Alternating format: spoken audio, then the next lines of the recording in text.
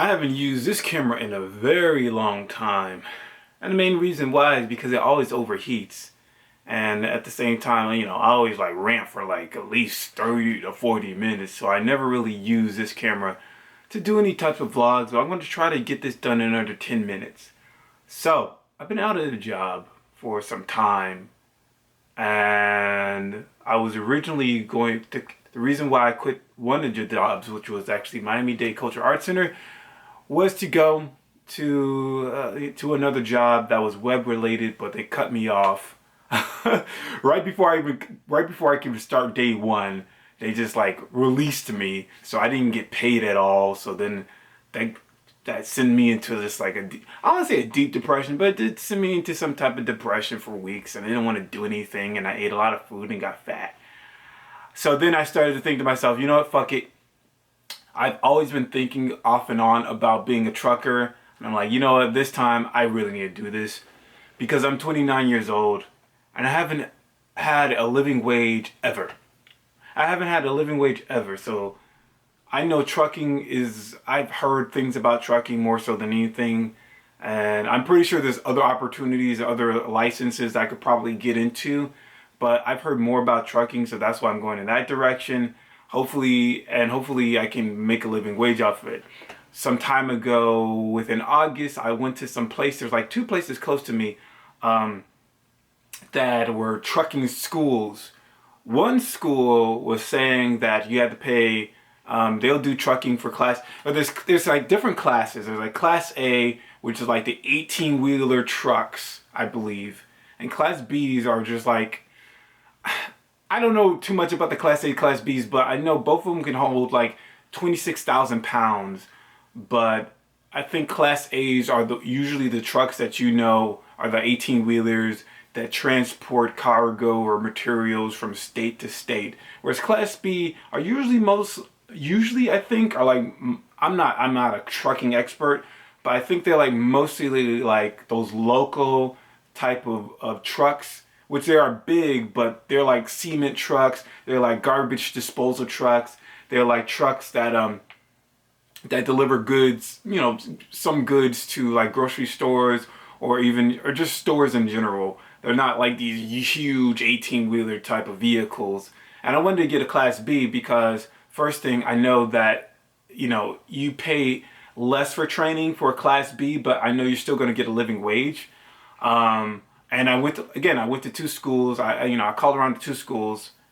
One actually went to their location, but let me talk about the other one. The other one, I called them up and they told me like the training is going to be $1,300. But the training is only going to be 6-hour training, and then I have to take a test. And if I pass the test, then I'll get a license, whatever. But for the other one, I had to actually go downtown, somewhere downtown, and he was telling me that their training course is $1,700, and their training schedule is like from Wednesday to Saturday, I believe, and it's going to be from 8 a.m. to 12 p.m. So it's going to be 4 hours a day for 4 days and for 3 weeks. Then after those 3 weeks, you take a test to prove that you know what you're doing, right? So I decided to do that to actually try to save up for the 1,700 one, because the person that was explaining it to me was more informative. And he was actually showed me some things that I needed to do before I can even do the training, because you need to actually pass a general knowledge test, and you have to do that in a DMV. So to make a long story short, he passed me this. He passed me. Actually, he didn't pass me this.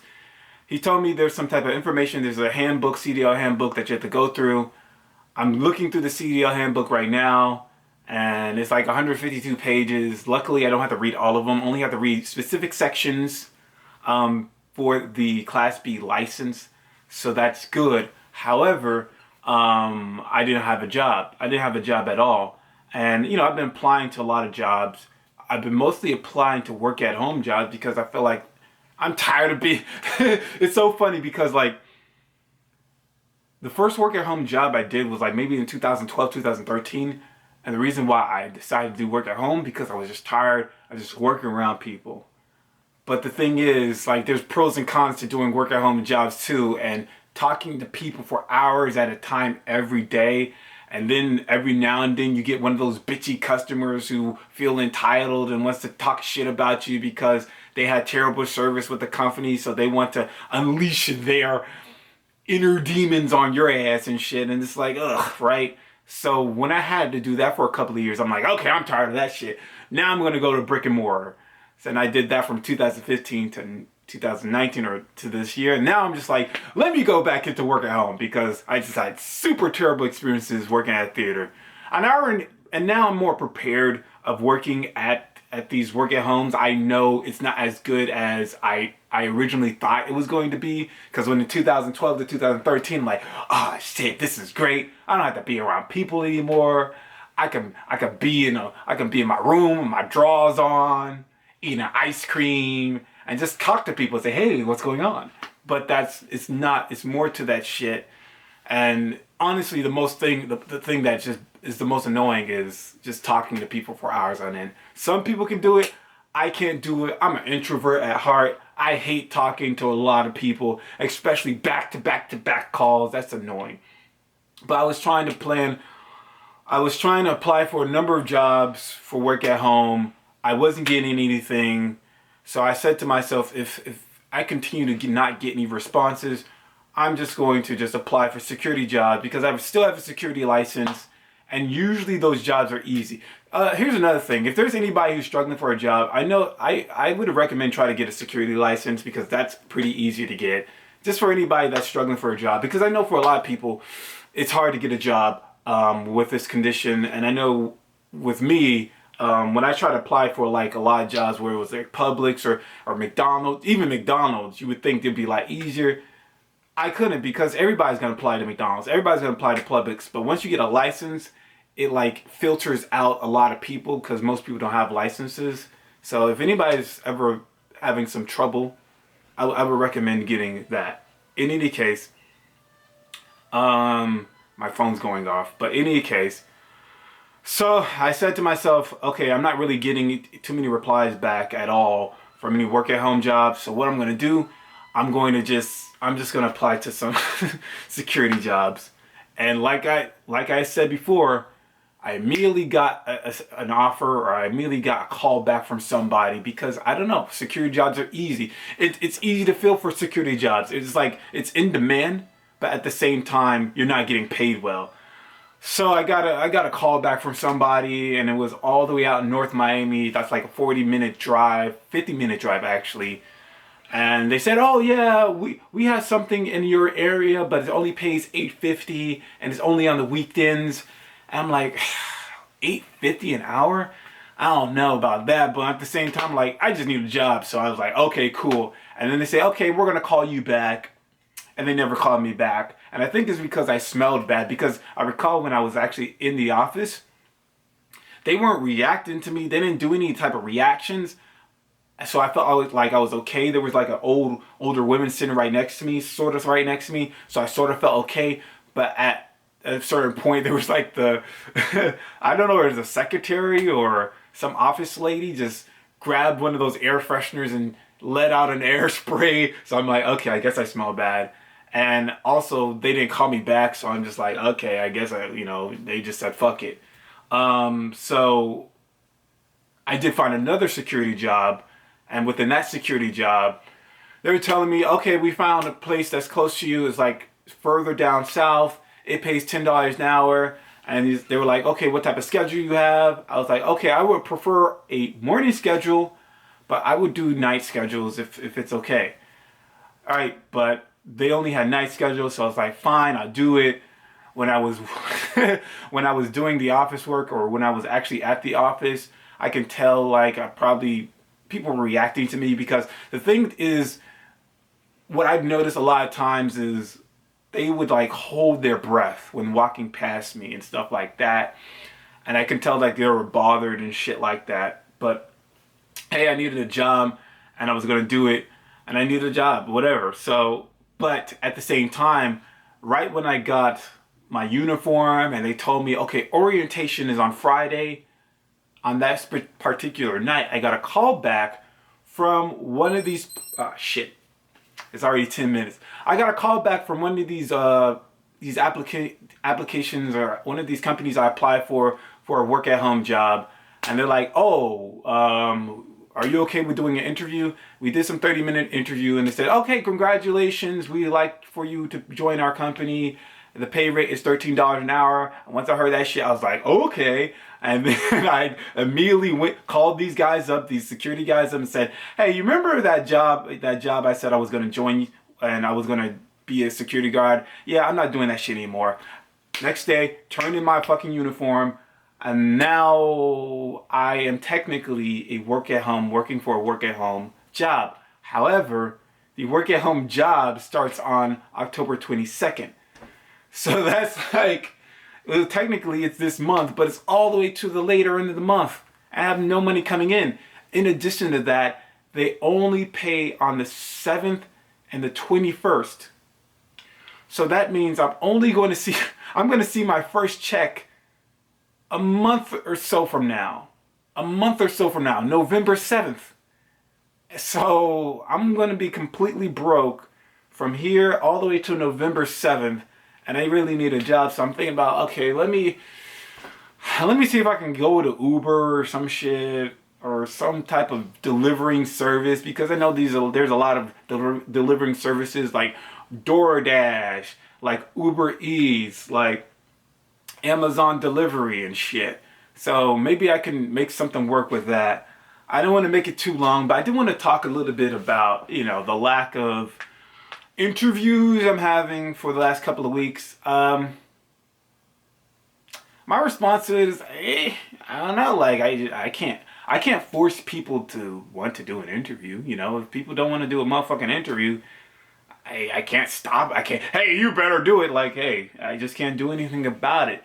And I don't know what could be the cause of the drought season.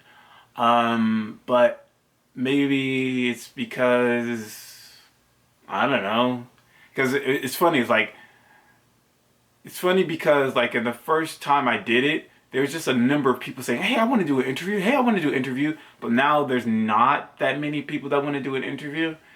Can't think of the reasons why. Maybe it's, maybe, I don't know. But I'm starting to realize, like, at the moment that my idea that, oh yeah, I'm going to try to get 100 interviews seems sort of improbable. Like, I thought to myself, when I was thinking about doing interviews, like, okay, I think it's possible to do one interview a week, to get one interview done a week. And with that, I'll probably get it done in 2 years, because I think there's like 57 weeks in a year, I think. So technically within a year, almost 2 years, I would get it done. But with the, like, how do I explain it? With the amount of, or the lack of people that are coming into interviews, I don't think I'm going to get it done in 2 years. So now I'm thinking to myself, like, should I even start doing the interviews? Because again, like, I can't control if a person is wanting to do the interview. And I can also understand why people don't want to do the interview, because, with the condition, there's a couple of reasons why. With the condition, it's embarrassing. So you don't want to talk about this embarrassing story, especially if you smell like cat piss, you smell like used tampons or some shit, you smell like, you know what I mean? Fucking, I don't know, dog dookie. Like, you don't want to talk about smelling like dog dookie for an hour and a half, so that's very embarrassing. Secondly, it's on my channel. It's not like you can control it. You know what I'm saying? Like, with people, like, if you have your own channel, you can control if you want to take it off on your channel or not, and you have the ability to edit. You have the ability to talk about what you want to talk about and omit certain things you don't want to talk about. You know what I'm saying?